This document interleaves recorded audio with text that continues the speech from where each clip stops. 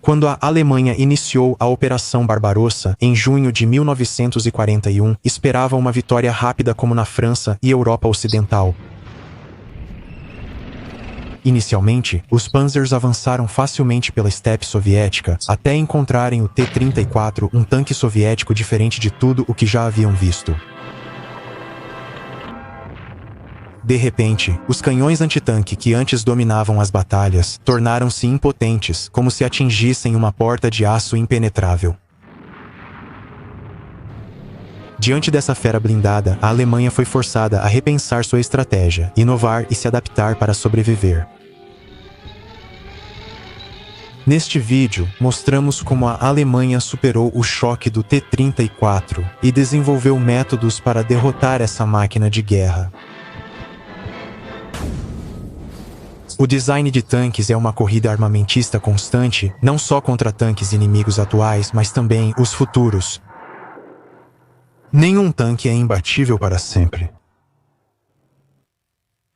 Mesmo o veículo mais blindado e com o canhão mais forte, cedo ou tarde encontrará uma arma que perfure suas defesas ou um inimigo impossível de vencer. Se a tecnologia falhar, o inimigo criará táticas inovadoras para explorar fraquezas.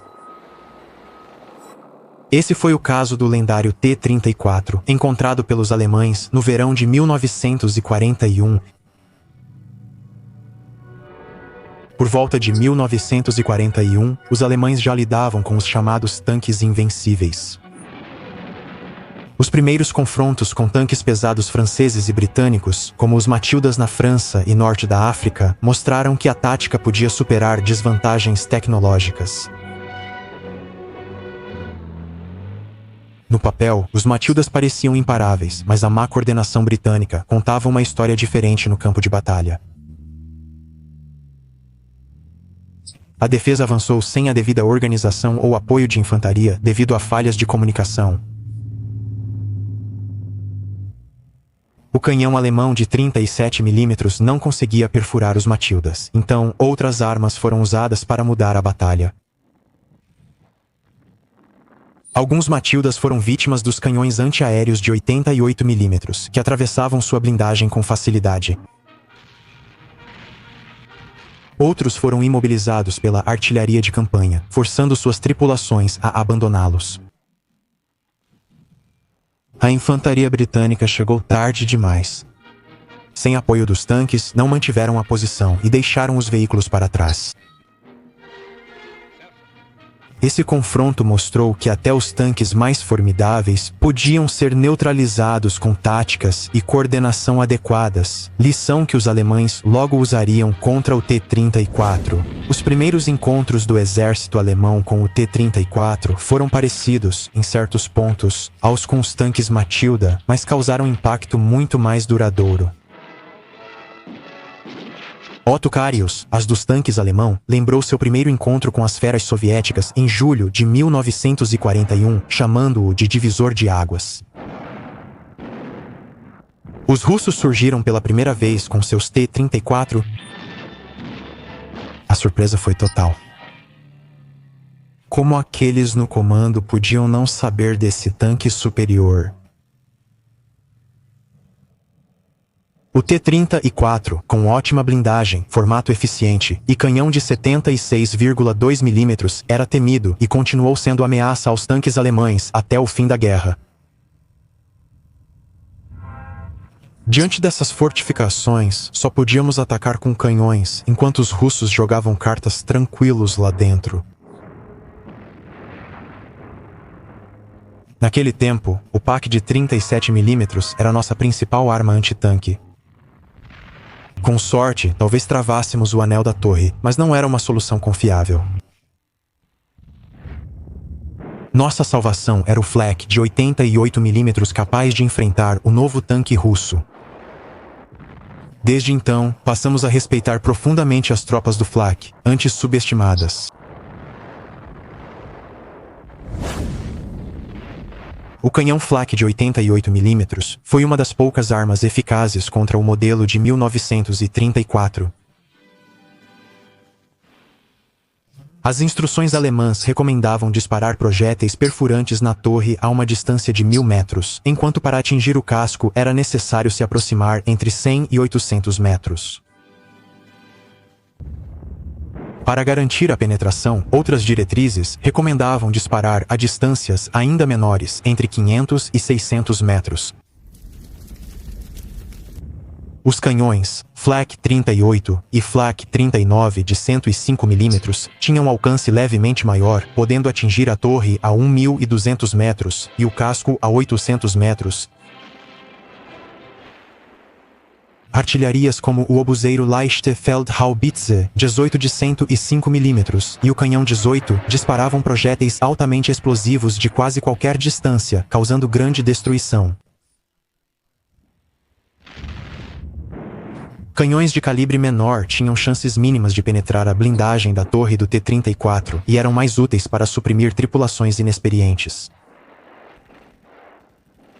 Projéteis alto-explosivo de 75 mm ou mais podiam danificar o sistema de rodagem do tanque, sendo outra alternativa.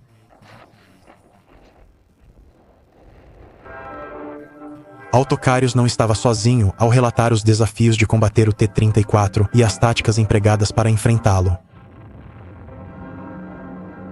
O tenente-general Heinz Geideck, da Bundeswehr, que foi major-general na Wehrmacht, refletiu sobre esses métodos com uma visão mais crítica. Só tínhamos o canhão antitanque de 37 mm, que depois chamamos de aparelho de bater na porta de tanque, já que a blindagem inimiga foi ficando mais grossa. A arma mais temida e valorizada por nós era o canhão antiaéreo de 88 mm. Infelizmente, era desajeitado, imóvel e do tamanho de um celeiro. Antes da guerra, víamos as unidades de artilharia antiaérea chegando com uniformes elegantes da Luftwaffe, gravatas e colarinhos, diferentes do nosso exército com gola alta, e dizíamos com desdém: lá vêm os soldados cavalheiros. O que esperar deles em tempos de guerra?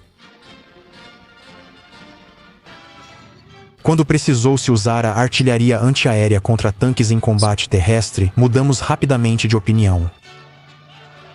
Sempre que havia uma unidade de artilharia antiaérea por perto, nós prontamente pedíamos para que se juntassem a nós. Ainda assim, os canhões antiaéreos eram alvos altos e proeminentes que rapidamente eram avistados pela artilharia russa. Apesar das pesadas baixas, esses soldados sempre avançavam para apoiar a infantaria. Só posso elogiar esses homens. As limitações do uso de artilharia de campanha e antiaérea contra tanques ficaram ainda mais evidentes em relatório de um oficial da 4ª Divisão de Tanques de Heinz Guderian. O uso de canhões antiaéreos de 8,8 ou 10 centímetros contra tanques russos não é suficiente sozinho. Esses canhões, maiores que tanques rápidos, eram facilmente descobertos, alvejados e destruídos ao se moverem para posições de tiro. Desprotegidos e enormes como uma porta de celeiro, eram um alvo fácil e tentador. Relatos de oficiais alemães revelam aspectos críticos geralmente ignorados por quem foca só em comparar penetração e espessura da blindagem. Apesar do alto poder de penetração dos canhões de 88 mm e maiores, sua falta de mobilidade era uma grande desvantagem. Equipes de canhões antitanque com armas menores e portáteis frequentemente sobreviviam ao reposicionar rapidamente após alguns tiros. Equipes de artilharia de campanha e canhões antiaéreos não tinham essa opção, pois seu tamanho os tornava alvos fáceis e quase impossíveis de mover sem ajuda motorizada. O problema também afetou os canhões antitanque pesados. Apesar de mais discretos que os canhões antiaéreos, seu peso impedia o deslocamento manual, expondo as equipes ao serem avistadas. No entanto, é impreciso afirmar que a artilharia antitanque alemã era totalmente indefesa. O canhão PaK, de 37 mm, tinha dificuldades contra o T-34, mas outras armas eram mais eficazes. O PaK 38 de 50 mm não penetrava a blindagem frontal do T-34, mas conseguia perfurar as laterais inclinadas da superestrutura a 700 metros. O fuzil antitanque Panzerbuchse de 28 mm, apesar do tamanho, penetrava a blindagem lateral do T-34 a 400 metros, desde que evitasse as rodas de apoio.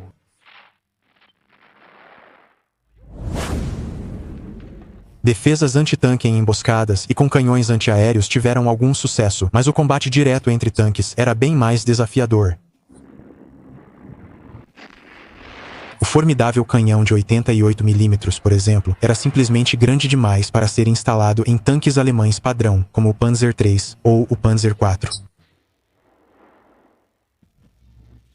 Havia o Flak de Bunker, mas ele era praticamente sem blindagem e vulnerável. Os destroyers de tanques com canhões Skoda de 47 mm, instalados em chassis franceses reaproveitados, tinham pouca proteção e eram pouco confiáveis em combate. O uso de canhões rebocados durante batalhas de tanques frequentemente resultava em perdas devastadoras, já que suas equipes não tinham mobilidade para se reposicionar sob fogo inimigo. Isso limitou as opções de armas dos alemães para tanques. Os canhões de 37 mm dos tanques alemães e tchecos antigos, os de 50 mm dos Panzer III mais recentes e os de 75 mm dos Panzer IV tinham dificuldade contra a blindagem do T-34. A disponibilidade de munição perfurante composta rígida trouxe alguma esperança, mas esses projéteis especializados estavam em falta crítica. Um relatório da 4ª Divisão de Tanques resumiu a frustração. Nossos canhões de tanque KWK de 5 cm só conseguem penetrar pontos fracos sob condições muito específicas e a distâncias extremamente curtas, de até 50 metros. Nossos tanques são atingidos pelo inimigo a centenas de metros. A energia e o espírito de luta de nossos ataques vão diminuir por causa do sentimento de inadequação. As tripulações sabem que tanques inimigos podem destruí-las de longe, mas mesmo com munição especial, só causam pouco dano mesmo de perto. Essa realidade abalou o moral das tripulações alemãs, pois suas armas pareciam insuficientes contra o poder e blindagem do T-34. A diferença nas distâncias de combate evidenciou a necessidade de tanques mais equipados e táticas melhores para enfrentar esse desafio. O relatório ressaltou melhorias urgentes nos veículos de combate alemães para enfrentar melhor a ameaça do T-34. O Panzer III precisava de um canhão de 50 mm mais potente, igual ao rebocado, e o Panzer IV de uma arma equivalente ao canhão de 76 mm dos tanques soviéticos. Também foi considerado essencial desenvolver um caça-tanques e canhões antitanque rebocados, ambos com canhão de 105 mm. Até que as soluções fossem implementadas, o relatório sugeriu copiar o T-34 ou usar os T-34 capturados. Enquanto esperavam melhorias, os alemães dependeram da tática para enfrentar tanques soviéticos superiores. Enfrentar os T-34 de frente era suicídio, pois eles podiam disparar efetivamente a distâncias de 1.000 a 2.000 metros, muitas vezes em posições de casco abaixado ou entrincheirados. Usá-los também era difícil pela velocidade e mobilidade superiores do T-34. Como só era possível penetrar o T-34 de lado e de perto, os alemães criaram novas táticas. 3 Panzer III enfrentariam o T-34 de frente, em casco abaixado ou se movendo para dificultar a mira. Enquanto o T-34 se distraía, 2 Panzer III avançariam sob cobertura para flanqueá-lo e atacar pelos lados ou por trás de perto. Eles atirariam Panzergranate 40 nos pontos fracos da blindagem do T-34. Se um Panzer IV estivesse disponível, enfrentaria o T-34 de frente, usando fumaça para obscurecer a visão e cobrir a aproximação lateral do tanque. Essa tática poderia confundir o inimigo, que poderia achar a fumaça armas químicas e recuar. Os alemães também aproveitaram as falhas do T-34. Com o comandante atuando também como artilheiro e a visão limitada de dentro do tanque, o T-34 tinha dificuldades com a percepção situacional. As cúpulas dos comandantes dos tanques alemães davam melhor visibilidade no campo de batalha, vantagem usada com eficácia. Curiosamente, 2 anos depois, o Exército Vermelho usou as mesmas táticas. O T-34 distraía os Tigres pela frente, enquanto o outro atacava os flancos vulneráveis de perto. Quando enfrentavam os tanques T-34, até os bate-portas inadequados e canhões de tanque curtos muitas vezes faltavam. Diferente do Panzerfaust do fim da guerra, que permitia à infantaria lutar de perto, nos primeiros combates, os soldados alemães precisavam recorrer a táticas criativas em campo aberto, usando só armas leves. A infantaria usava balas perfurantes, como as Spitzgeschoss mit Kern, Hart, com núcleo endurecido. Os fuzileiros recebiam 10 munições cada, enquanto os metralhadores carregavam 100 munições. Sob comando do líder de seção, fuzileiros atacavam tanques a até 400 metros e metralhadores a até 1.000 metros mirando em pontos fracos como escotilhas e fendas de visão. Essa tática não destruía tanques, mas era crucial, cegava a tripulação inimiga e forçava os comandantes a se refugiarem dentro dos tanques, reduzindo sua percepção e eficácia no campo de batalha. O treinamento alemão destacava que tanques são naturalmente cegos, mesmo com dispositivos de observação funcionando. Para aumentar a confiança e reduzir o medo dos tanques, soldados de infantaria eram treinados sentando-se dentro deles para vivenciar a visibilidade limitada. Manuais detalhados complementavam essa abordagem prática para enfrentar os tanques T-34. Esses manuais traziam diagramas mostrando o alcance limitado dos dispositivos de observação do tanque, como escotilha do motorista, mira do artilheiro do casco, periscópios e miras telescópicas do comandante. Eles também identificavam pontos cegos na cobertura do armamento do T-34. Por exemplo, os soldados de infantaria estavam seguros do canhão principal e da metralhadora do tanque se estivessem a menos de 19 metros da frente ou 40 metros da traseira. Eles confiavam ainda mais nas armas pessoais a menos de 5 metros à frente ou 8 metros atrás. Tropas alemãs e soviéticas eram treinadas para usar cobertura e camuflagem. Os soldados deviam se abrigar em trincheiras ou buracos de raposa e esperar os tanques inimigos se aproximarem para um contra-ataque, explorando os pontos cegos e vulnerabilidades. Armas antitanque de infantaria, como coquetéis Molotov e granadas, tornaram-se essenciais quando os soldados se aproximavam de tanques. As instruções alemãs traziam métodos criativos, mas arriscados, para usar essas ferramentas. Por exemplo, amarrar 2 granadas no cano do canhão poderia danificar a arma ou suas miras. Granadas de fumaça podiam cegar ou forçar a tripulação a abandonar o tanque imobilizado. Porém, granadas de fumaça eram ineficazes contra tanques em movimento, pois apenas rolavam. Algumas táticas eram ainda mais fora do comum.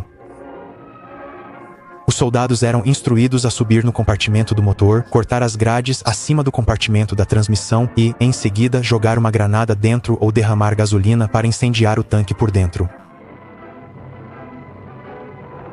Sem ferramentas ou explosivos, um balde de lama podia ser usado para cegar a tripulação do tanque ao cobrir seus dispositivos de observação. Apesar das dúvidas sobre a praticidade desses métodos, principalmente pela presença de infantaria inimiga e o risco de subir em um tanque, sua inclusão nos manuais de treinamento tinha um importante papel psicológico. O objetivo era combater o medo dos tanques Christie de 26 toneladas que muitos soldados alemães achavam estar escondidos atrás de cada arbusto no verão de 1941.